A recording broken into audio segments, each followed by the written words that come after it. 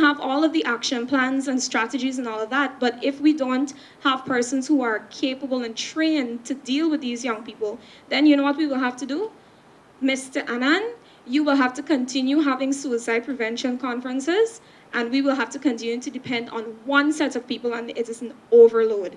We will have to depend on Danuta from Help and Shelter, and I don't remember, Pamela from Help and Shelter, and the one and two psychiatrists that we have around the place to do work that everybody can do. And it's not that there are not opportunities for funding, but as has been said earlier, we need the collaboration. And so if as a collaborated voice, the collaborated Caribbean voice, we can say, this is what we need you not just to say, yes, we need help, we need everybody to get on board, but you have people who have been working in the system who are willing to study and come back. Yes, we've had situations where people have been trained and they left Guyana. Shame on them, right?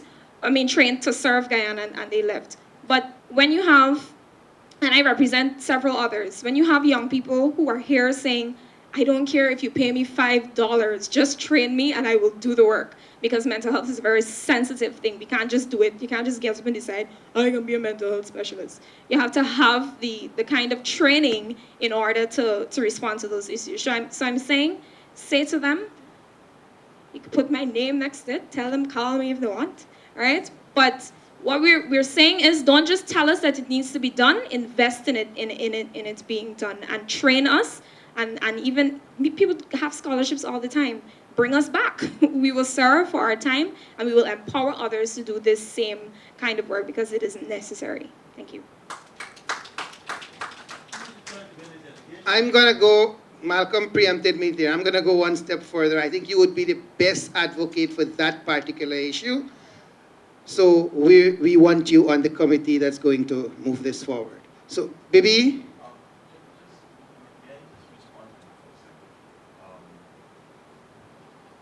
Our thing of education, right, is our solution to everything. At the university again, is almost double the tuition. Right? Sweet. Right? Right now in Guyana, 40% of youths are unemployed. It's 40%. In Barbados, it's 60%. Region 5 and 6. I'm Region 6 chapter from Rosal. Good. Right? I bet tax, so you know. Right? Right? But, in terms of scholarships, right, if we reform UG within 3 years, give me a chance, I'll do it in 3 years, right? And then we choose the best and the brightest scholarships in national prioritized areas, right? It can be done without raising tuition that make you suffer some more, right? The second thing is that there are all kinds of scholarships available outside of government. I'm, right, you got to know where to look, right? So you talk to me, I can tell you where to look, right? Good, right? She got 2 minutes to talk to me, right? Good. We've also, some of these things we've been saying forever, but, one of the things that we know that we need in Ghana are those kind of programs, and we don't understand why the University of Guyana, right, has never had like a program to train psychologists. In the University of the West Indies, they have programs going on all the time, and they are churning out psychologists. Yet in Guyana, as we know, in the social service sector, especially in relation to children, we do not have child psychologists. And some of our children need the services of child psychologists because in terms of suicide and that kind of thing. So we have been advocating for a number of years to have a program of psychology within the University of Ghana. I do not think it would be very difficult. And the other thing that needs to happen is that whole sociology department, I think, needs to be reviewed so it's more applicable to what we need right now in Ghana, because there's a little bit of counseling, but it is not like a whole degree program, and that is sometimes what you also need. Good, and that would be added to the list also. Anybody else? The issue about not coming back, that was something that was addressed in another conversation we had privately. Some of the individual has stated that Guyana has two, is polarized, or two sections. Those that can afford a Guyana and those that cannot. They're asking for some of us to return to Guyana to work. The problem is, as you have stated, we make more money outside, to be honest. I go to the supermarket here and I almost fell out because, honestly, the prices were ridiculous. The income does not match. And it's very hard for us to want to come back with many things that's going on. There is a group of us that are trying, but as you've said, to be honest, things have to change.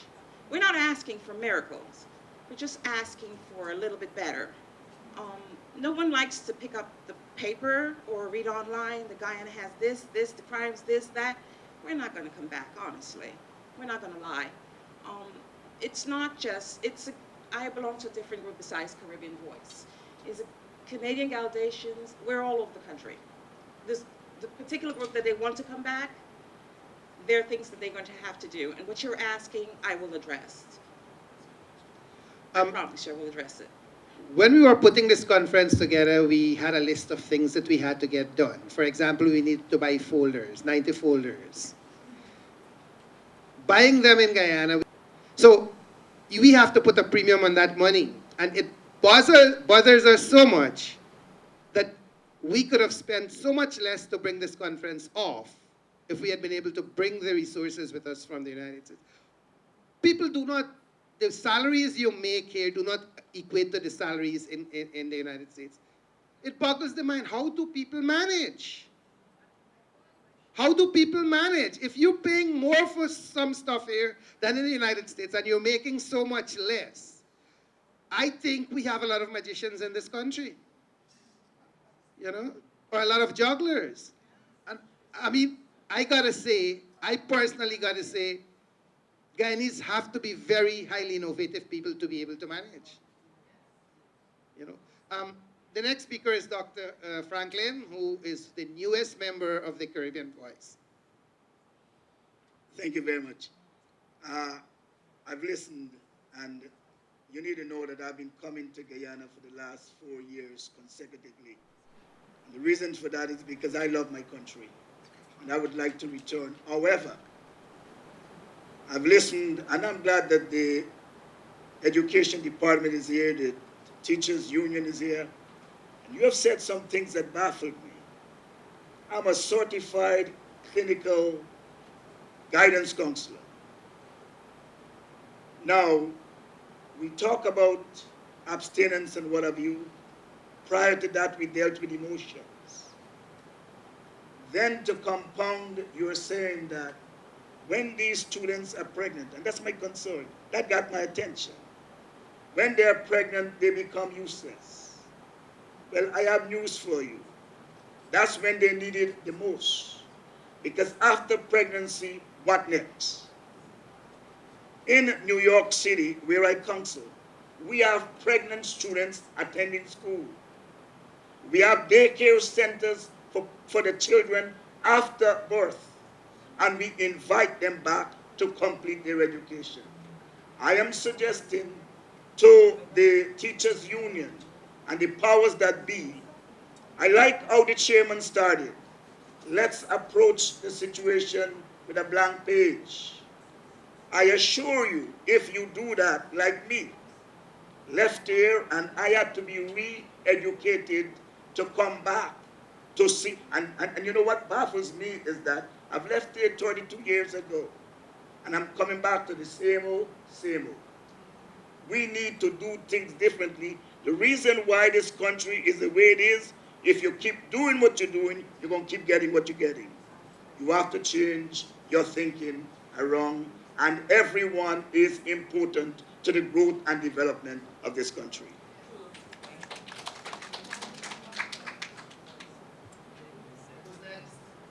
In terms of the whole issue of domestic violence, I am concerned because just this week I had an encounter where I had to accompany a young lady who I had crossed paths with at some point, whose daughter's father had just beaten her up. I saw her on the corner. So I said, well, what do you want to do? And she said she wanted to go to the police station. So there I am, walking with her, brave as ever on the outside and shaking on the inside, because the reality is in Guyana, um, if I go, then everybody knows that I have accompanied her and I have helped her to deal with this particular issue. And I stayed there. The long and short of it is that I stayed there to ensure that she gave her statement. I stayed when the police went and brought him to the station, so he saw my face, he knows who I am. And his family came, they saw me, they know who I am. I went with her to get her medical done, took it back to the station, and all of that. And all of this time, I cannot bring myself to call my mother and tell her, Mommy, I'm at the police station helping somebody, etc., because I know she's gonna freak out. The community I live in is very small, so everybody knows everybody. So I'm concerned about the security. I mean, it is a risk that you take to help anybody, but in a case like that where there is physical violence involved, I'm putting myself at risk to do my civic duty, I would say, to help somebody who is in need. But I'm not guaranteed any security in knowing that, okay, when I leave here with my brave self, shaking on the inside, that I am going to be safe when I go home. So I spent the night with a lot of anxiety, looking through the window, trying to see if anybody followed me home, checking on my dog's extra barking and all that, just to make sure that I was safe. So I'm just concerned about that. And maybe when you meet with the Honorable Minister Ramchatan, you can talk to him about the measures that we might be able to put in place to ensure the security of those who are going to take the risk. And I'm sure this includes social workers who do it every day. Well, I don't know if there's anything that is in place, so maybe you can enlighten me so I could benefit from it and feel safe.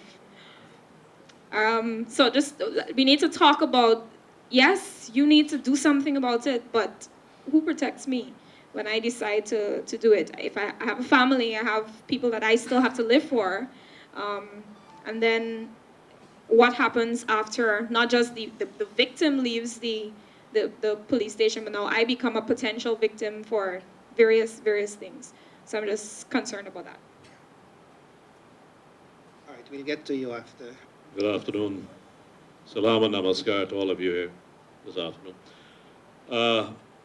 Evan Radhe Prasad from the Indian Action Committee, formerly the Indian Arrival Committee. I am now seeing Anand after 40 how many years. He was at school with me, but he was in a higher class at Berbice High School. How did you recognize him? Oh, it's on Facebook. No, he lost him here now. But he was a couple of years ahead of me at school. We did A levels, one after the other. It was good seeing Anand again. He just mentioned alcoholism, right? I'm from Berbice, for a long time the capital of alcoholism in this country. I don't know if other regions have taken over. But when I was in school, I used to drink plenty. When I was in high school, on Saturdays for lessons, I used to go to lessons with a quarter rum bottle in my pocket, right? And after the lessons were from 8 until 11, and after 11, we're going to play a little cricket on the school ground, right? Drink the liquor, and then go to our 12:30 cinema, see Indian show, right? So I'm talking about, I've been drinking, or I used to drink, I stopped drinking now, from the age of about 14 in, let's say, Fort Farm. Fourth Farm, Fifth Farm, Lower Six, Upper Six, And yet I got 8 O levels and 3 A levels one sitting. So I managed to survive, but many others haven't, right? So, and I'm talking about long years ago. I'm talking about, I finished A levels in 76, 76, 75, 74, 73, right? We, well, let's say New Amsterdam is a country area. We were socialized at a young age to drink liquor, right? Our fathers and uncles, they all drank, even some grandparents. And when I went to school, when I became a teacher for the 1 year, I drank endless liquor when I was teaching at Berbice High School, right? Why we got paid, the first pay we ever got was a lot of money. And I with like 400 Ghana dollars in them days, plenty of money. All the first year teachers went to a place called Brown Derby in New Amsterdam on Main Street, right? 30 something teachers were there, and all the people who got paid for the first time, we paid for everything, all the liquor and all the drinks, from after school was finished, from 3 o'clock until midnight. We drink and drink and drink and knock table and sing and cuss people on the road and whatnot, 40 years ago. So I don't know what has happened since. I managed to stop drinking in 1997 when Dr. Jagan died, barely escaped. Up to that time, my last 2 years of drinking, 1995 in Canada, and 1990, I came back here in January 96. 1996 in Guyana, Monday, Tuesday, Wednesday, Thursday, Friday, I used to drink 1 large per day. 1 large rum per day. I didn't drink on the weekends, right? When I worked at the office of the president under Rambo Gaskin in 96, from the time we left the office of the president at 4:30, people always wanted to speak to Gaskin because he was chief advisor to Dr. Jagan. I just tagging along because I was working with him. We reached at some office, Monday, Tuesday, Wednesday, Thursday, Friday, liquor and cutters waiting for me. I ain't got none for tax, so I just drink and eat it, right? For the whole year of 1996, right? I managed to get out of it since Dr. Jagan died. When I stopped drinking, up to now I don't drink. I drink water. I walk with some water somewhere, right? And I just cut it off. You know where I cut it off? I am now going for Dr. Jagan's cremation. So now they're carrying the body to the Parliament buildings. I jump in a taxi by Demico, and I go out to Berbice. When I reach Rosital's telling, I reach out with a first cousin of mine, who's a photographer, and a former senior master who was my senior master when I was teaching at Berbice High School for that 1 year, 76, 77. And I drank 2 beers at the Stelling while waiting for the body to come down. And that was it. I just chop it. So if I can do it, other people can do it. But this is a hard place to stop drinking because you got DDL and you got Banks DIH. You know, these are empires of liquor, world famous empires of liquor.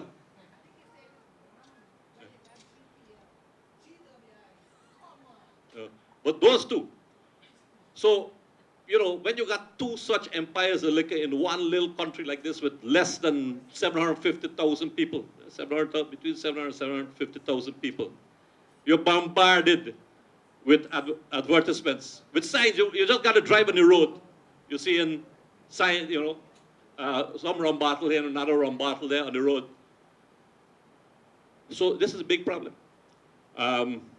Even with our small amount of people. Unlike Anand, Anand is one of, for every 1 Guyanese living in here, they got 3 outside. Like Anand is one of the 3.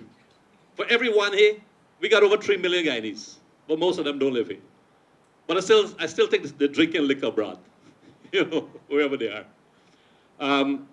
So this is something, I would say impossible battle to win. But when you have to deal with these 2 great empires of DDL and DIH, you got to start from a young age. You got to start teaching kids. A certain amount can drink. You can't stop that. And in Guyana, we do not tend to drink conservatively. Take 2 drink and go home. You got no such thing, right? My mother used to send me on a Saturday morning to go and buy stuff, errands. So I would leave in Church Street where I lived in New Amsterdam, jump on my bicycle, take a little ride around the town, it's not big. And coming down from Prince Elizabeth Road into Main Street, there was a rum shop called Achai Bar, used to open early in the day.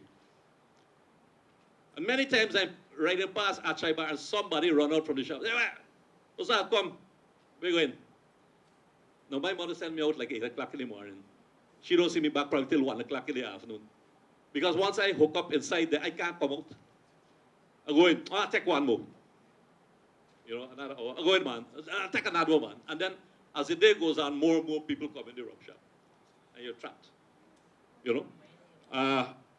So these are things that happen all over this country. You could go on errand and you're left inside it. So are you saying that the issue will never be resolved or cannot be curbed? It could be reduced, but I don't think it could be abolished. And do you have any suggestions as to how it could be? Yeah, you got to start in the school system. Here in this country, Can I just the biggest problem is lack of education in anything.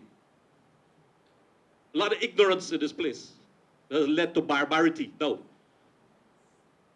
I lived 19 years in Canada. Next year, January, will be 20 years back in Guyana, 39 years between the two. When I came back from Canada, Canada was moving, let's say, at 100 miles per hour. When I reached Guyana, within 2 days, I'm back at 1 mile per hour. And in 20 years, I'm still at 1 mile per hour in this country. But I ain't going back there. Right? So, sir, what... We got to start at the bottom. No, We got to start, Sir, right? I'm trying to understand. What are you willing to do to help this issue? Well, I can speak. I'm here, I ain't going no place. I can be here till the dead. if you don't want, I just wanted to respond to the young lady who spoke about her experience of trying to help someone who's experiencing violence and how vulnerable she felt. And that is so, and it is a reality. I think the way, how to address it is that this is where you need from communities and from the government programs. We're about to go into local government elections and so on, hopefully. But that at the community level, those bodies who are responsible for the community have to take on board issues like domestic violence, issues like child abuse and other forms of violence, and make it known in that community that this is not acceptable. It is, it won't be tolerated.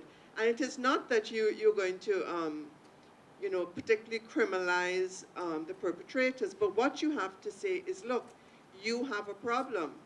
If you are doing this, you have a problem. It's a crime. Crimes in Ghana, we have to go to court, etc. But they need counseling because if it is not done in that level, the children who are seeing that are going to repeat the pattern as they grow up.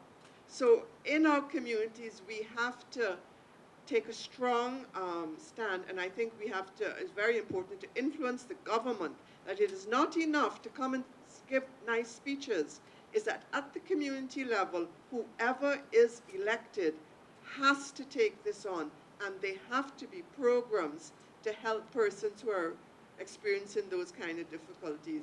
In relation to the alcohol, it's not the bottle. The bottle don't make you drunk, the bottle don't make you kill nobody, and the bottle don't make you beat your wife, right? It is a person, right? But once again, I think it has to do with culture and so on, because we know in Guyana, at an early stage, children are encouraged to drink alcohol, right? If there are mothers who are pregnant and they have been drinking alcohol, their babies are born addicted to alcohol. So we have huge problems. I think the paper certainly outlines some of the issues, the weaknesses, etc. And I think it's fairly comprehensive. But we can get aware with it. We just have to change our thinking and understand that it is not proper to go and drink and then get into a car because you are driving something that is a weapon. And I'm late because I went to the funeral of Christabel Hughes, and she was 4-year-old woman who was killed by a young drunken driver, right? Um, we cannot allow anybody, the law has to be think. If you sell alcohol to children, people send their children to the shop to buy half and quarter and all of that. That got to stop. Anyone who does that, shopkeepers should never sell them. And if they sell them, they should be prosecuted. And the illegal rum shops should be closed down, because we know in communities they got the legal one and they got a whole wash of them that operating like this. It is continuing, you know, and also do all the education, because alcohol kills you, right? And it is bad for every aspect of your health. Thank you, Danuta. And yes, the alcohol is related to suicide, it's related to abuse, it's related to all these other issues. Evan, you stopped. So did I. I was a teacher at a very young age. I started teaching at 16. And that was the culture. I was embroiled in it. I stopped. For you, it was willpower. For me, it was willpower. I don't accept the view that other people can't, don't have the willpower. That's the first thing. Second thing, we in the Caribbean Voice, we don't look at an issue from what can't happen. We look at an issue from what can happen and what is possible. And we plan our approach on that basis. Yes, it may be impossible.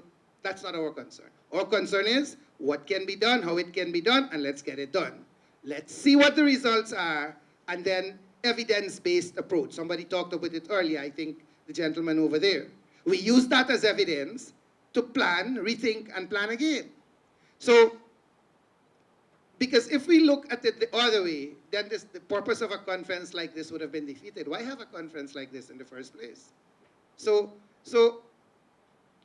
we will do what this conference is saying needs to be done, and we'll see where that takes us. I think Collis was before you.